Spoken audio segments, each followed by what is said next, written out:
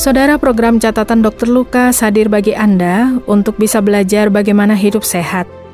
Terlepas dari seberapa baik dan sehat kebiasaan hidup, dalam kondisi yang prima pun kita bisa mengalami penderitaan, baik fisik, mental, atau keduanya dalam waktu bersamaan.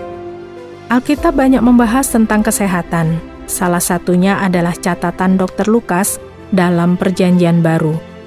Dan melaluinya Anda akan menerima banyak hal tentang Yesus Kristus, penyembuh ajaib yang menyembuhkan manusia dari penyakit fisik maupun rohani. Dia bahkan mengalahkan maut, mengorbankan nyawanya untuk menebus dosa, supaya manusia bisa hidup kekal bersamanya.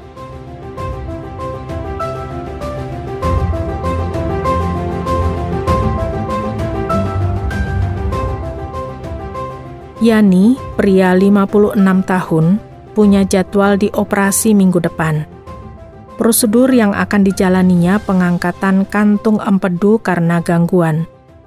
Dokternya bertanya apakah dia pernah mengalami gangguan pada organ jantung atau paru-parunya. Yani menjawab bahwa dia sudah merokok selama 20 tahun. Sehingga terkadang ketika melakukan aktivitas yang berat, Yani merasakan sedikit nyeri pada dadanya serta sesak nafas ringan. Mendengar hal ini, dokter memutuskan untuk melakukan pemeriksaan EKG. Hasil pemeriksaannya menunjukkan ada abnormalitas pada organ jantung Yani. Dokter merujuk Yani kepada dokter kardiologi untuk pemeriksaan lebih lanjut. Dokter kardiologi juga meminta Yani untuk menjalani beberapa pemeriksaan setelah bertemu dengannya. Kemudian dokter itu juga mendiskusikan tentang operasi yang akan dijalaninya. Dokter mengatakan kemungkinan besar Yani harus membatalkan operasinya karena hasil EKG-nya menunjukkan tanda-tanda gangguan jantung yang bisa membahayakan nyawanya kalau operasi tetap dilakukan. Dokter kardiologi itu menghubungi dokter yang akan mengoperasi Yani untuk membatalkan rencana operasinya. Pemeriksaan lanjutan dijalani Yani menunjukkan dirinya punya penyakit jantung yang cukup serius.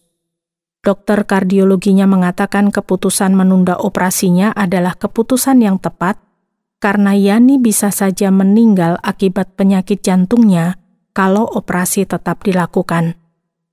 Mereka kemudian menjadwalkan operasi jantung terlebih dahulu. 1 bulan sesudahnya, Yani menjalani operasi kantung empedu. Setelah masa pemulihannya, Yani kembali kepada dokter kardiologinya untuk pemeriksaan pasca operasi. Dia juga menanyakan beberapa hal tentang pemeriksaan yang harus dilakukan pasien sebelum menjalani operasi. Yani bertanya bagaimana dokter itu tahu bahwa dia kemungkinan punya gangguan jantung. Dokter itu menjawab bahwa wanita di atas 50 tahun dan pria di atas 40 tahun punya risiko yang tinggi untuk mengalami gangguan jantung. Selain itu, karena Yani adalah perokok, dia juga punya risiko yang lebih tinggi untuk mengalami komplikasi selama operasi. Pasien-pasien seperti ini perlu menjalani pemeriksaan menyeluruh untuk memastikan operasi mereka berjalan dengan lancar. Pria berusia 40 tahun ke atas dan wanita 50 tahun ke atas sebaiknya menjalani pemeriksaan EKG sebelum dioperasi. Kalau hasil pemeriksaannya normal dan tidak ada masalah rekam medis pasien, barulah mereka bisa menjalani operasi.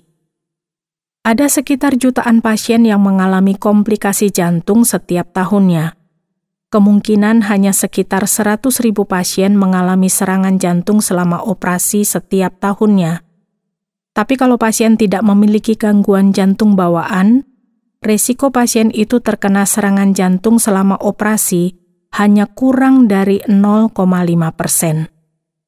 Bagaimana dokter bisa mengetahui kalau pasien memiliki gangguan jantung agar mereka bisa membatalkan operasinya? Beberapa hal yang perlu diperhatikan. Pertama, pasien dengan riwayat serangan jantung sebelumnya membutuhkan pemeriksaan khusus, apakah dia bisa dioperasi. Kedua, tes hasil pemeriksaan EKG yang tidak normal seperti yang dialami Yani. Ketiga, hasil pemeriksaan lainnya yang tidak normal. Keempat, pasien merasakan nyeri pada bagian dada, seperti yang dirasakan Yani. Selanjutnya, adanya penyumbatan arteri pada bagian kaki. Kalau pasien menunjukkan 1 dari 5 gejala ini, maka pasien itu tidak boleh dioperasi sebelum menjalani pemeriksaan lebih lanjut untuk menentukan apakah ada gangguan jantung yang bisa membahayakan dirinya selama operasi. Selama operasi, jantung pasien mengalami lebih banyak tekanan daripada biasanya. Karena itu, beberapa pasien bisa mengalami gangguan jantung selama operasi. Karena itu, penting bagi pasien menjalani pemeriksaan secara menyeluruh sebelum dioperasi. Dokter kardiologi menceritakan tentang seorang pria yang dioperasi tanpa melalui pemeriksaan jantung. Pria ini berusia 62 tahun. Selama proses operasi, pria ini mengalami serangan jantung dan akhirnya meninggal. Hal ini sangat disayangkan karena peristiwa ini seharusnya bisa dicegah kalau pemeriksaan secara menyeluruh dilakukan sebelum operasi. Dokter memberitahu tentang penyakit tidak menyerang fisik, melainkan jiwa seseorang. Penyakit ini disebabkan oleh dosa dan membuat manusia mati secara permanen di hadapan Allah. Apa sebenarnya yang menyebabkan penyakit ini? Salah satu bagian dalam Alkitab berbunyi, "Waspadalah hai saudara-saudara, supaya di antara kamu jangan terdapat seorang yang hatinya jahat dan yang tidak percaya oleh karena ia murtad dari Allah yang hidup. Tetapi nasihatilah seorang akan yang lain setiap hari, selama masih dapat dikatakan hari ini, supaya jangan ada di antara kamu yang menjadi tegar hatinya karena tipu daya dosa. Karena kita telah beroleh bagian di dalam Kristus, asal saja kita teguh berpegang sampai pada akhirnya pada keyakinan iman kita yang semula. Tetapi apabila pernah dikatakan, pada hari ini, jika kamu mendengar suaranya, janganlah keraskan hatimu seperti dalam kegeraman." Ayat ini menjelaskan bahwa jika hati kita berdosa dan tidak percaya kepada Allah, maka kita telah menjauh dari Allah yang hidup. Yani tertarik dengan bagaimana Alkitab menyebut Allah sebagai Allah yang hidup, serta pernyataan bahwa ketidakpercayaan akan Allah akan menjauhkan dirinya dari Allah. Dia bertanya kepada dokternya tentang apa itu dosa. Dosa sendiri adalah perbuatan kita yang bertentangan dengan kehendak Allah. Kita sudah mengabaikan tujuan dan rencana yang dimiliki Allah bagi kita. Alkitab membahas tentang bagaimana setiap manusia di dunia ini sudah berbuat dosa. Karena semua orang telah berbuat dosa dan telah kehilangan kemuliaan Allah. Sebab upah dosa ialah maut, tetapi karunia Allah ialah hidup yang kekal dalam Kristus Yesus Tuhan kita. Perbuatan dosa akan berujung pada hukuman, dan hukuman itu adalah kematian. Kematian fisik serta kematian spiritual. Tapi Allah dengan segala kebaikannya memberikan anugerah kehidupan kekal melalui Yesus Kristus, sehingga kita masih memiliki pengharapan untuk selamat. Untuk memberi kehidupan kekal ini, harus membangun hubungan personal dengan Yesus Kristus dengan cara percaya kepadanya. Namun sebelum berdiskusi tentang hal ini lebih lanjut, Dr. Lukas ingin menjelaskan tentang aspek-aspek dalam rangkaian pemeriksaan yang harus dijalani pasien sebelum operasi. Tidak hanya pasien dengan riwayat penyakit jantung yang harus menjalani evaluasi sebelum operasi.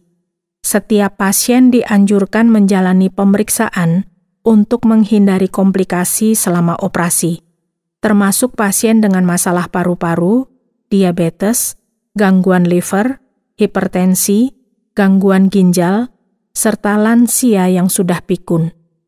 Pasien-pasien dengan 1 atau lebih gangguan tadi perlu lebih berhati-hati sebelum menjalani operasi, supaya tidak terjadi komplikasi selama proses operasi. Dokter itu menceritakan tentang 2 pasien dengan penyakit yang berbeda kepada Yani. Pasien pertama punya penyakit diabetes. Kalau kandungan gula darah pasien ini terlalu tinggi sebelum atau selama operasi, maka kemungkinan besar dia akan mengalami komplikasi yang bisa membahayakan dirinya. Hal yang sama juga bisa dialami oleh pasien dengan tekanan darah tinggi. Kalau pasien seperti ini menjalani operasi tanpa pemeriksaan secara detail sebelumnya, maka pasien ini akan berisiko mengalami stroke atau serangan jantung selama operasi. Sehingga kalau kadar gula darah atau tekanan darah pasien terlalu tinggi pada evaluasi sebelum operasi, maka operasi itu harus dibatalkan sampai keduanya dalam batas normal. Lebih baik menunda waktu operasi dibandingkan membahayakan nyawa pasien akibat komplikasi selama operasi yang disebabkan kadar gula darah atau tekanan darah yang terlalu tinggi. Dokter menceritakan seorang pasien meninggal akibat stroke yang disebabkan oleh tekanan darahnya yang terlalu tinggi ketika menjalani operasi. Hal ini merupakan tragedi yang bisa saja dicegah. Sehingga penting bagi pasien untuk mendapatkan evaluasi secara mendetail sebelum operasi dilakukan. Sama halnya dengan kita. Penting bagi kita untuk mengevaluasi diri kita serta dosa-dosa yang sudah kita lakukan di hadapan Allah.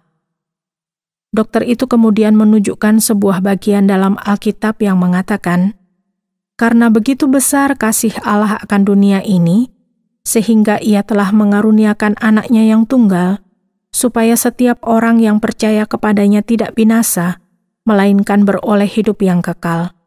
Sebab Allah mengutus anaknya ke dalam dunia bukan untuk menghakimi dunia, melainkan untuk menyelamatkannya oleh Dia. Barang siapa percaya kepadanya, ia tidak akan dihukum. Barang siapa tidak percaya, ia telah berada di bawah hukuman."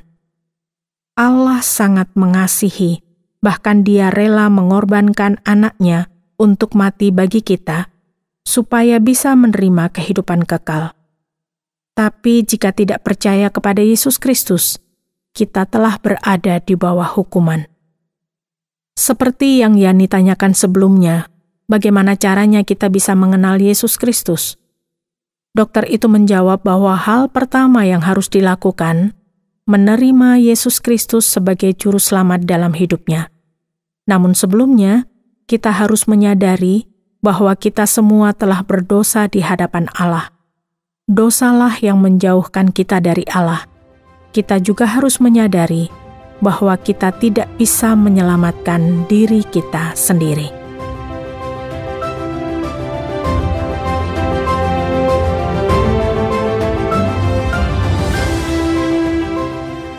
Saudara pendengar, terima kasih sudah bersama mengikuti catatan Dr. Lukas, dan kiranya ini memberikan Anda pemahaman tentang kesehatan jasmani dan rohani. Kalau Anda punya pertanyaan atau terkesan dengan acara ini, silakan kirimkan tanggapan Anda, bisa melalui SMS atau WhatsApp ke nomor 081 333 777 386, 081 333 777 386. Sampai jumpa.